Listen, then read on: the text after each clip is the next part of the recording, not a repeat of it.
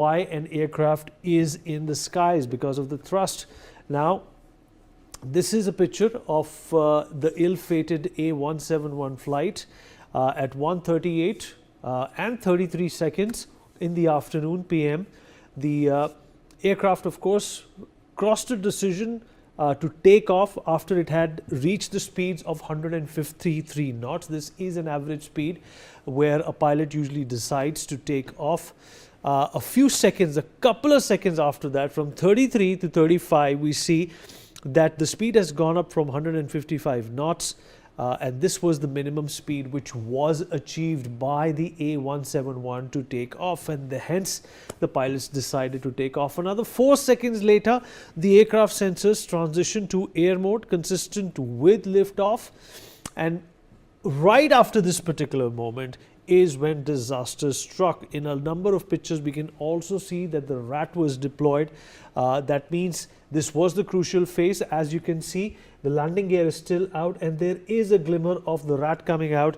The maximum recorded airspeed of 180 knots was also achieved within a few seconds, and that is the speed at which the aircraft was airbound. It was at a height of about 300 feet. Engine 1 switch transitions from run to cut off. The engine on the right, which in fact propelled this aircraft to take off, had been cut off. There was no fuel supply.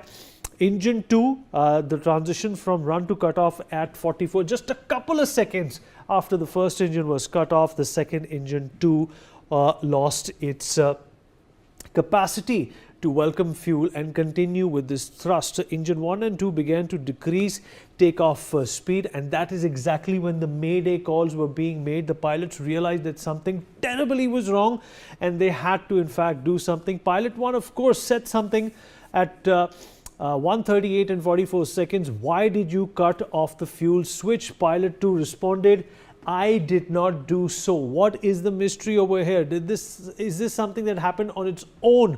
Was it a software malfunction? Was it an electrical supply malfunction? Was it something which was in fact deliberately done? That is the rat which is deployed when both the engines are not functional or are not receiving power for some reason or the other. Here it's because they were cut off fuel.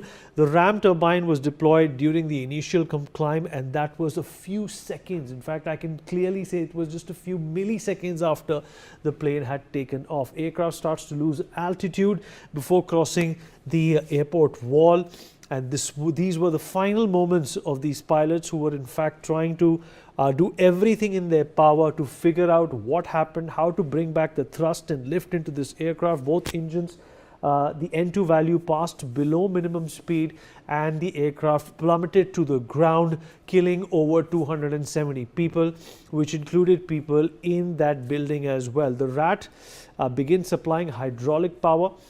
It's not enough. It is not something which can really function or be of any support, but it is automated. Engine 1 fuel cutoff switch transition from cutoff to run.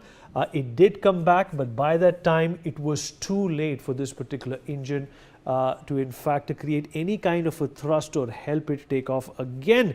The APU inlet door begins opening consistent with the auto start logic as well, and this is a feature which is definitely available in Boeing 737.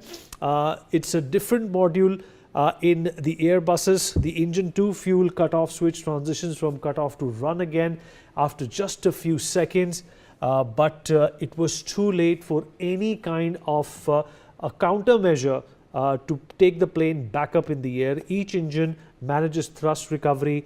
The sequence of ignition is starting again, but like I said, it was too late. There was already a lot of weight that this plane was carrying. It was over 2 lakh kilos. The exhaust gas temperature rising for both engine indicating a relight.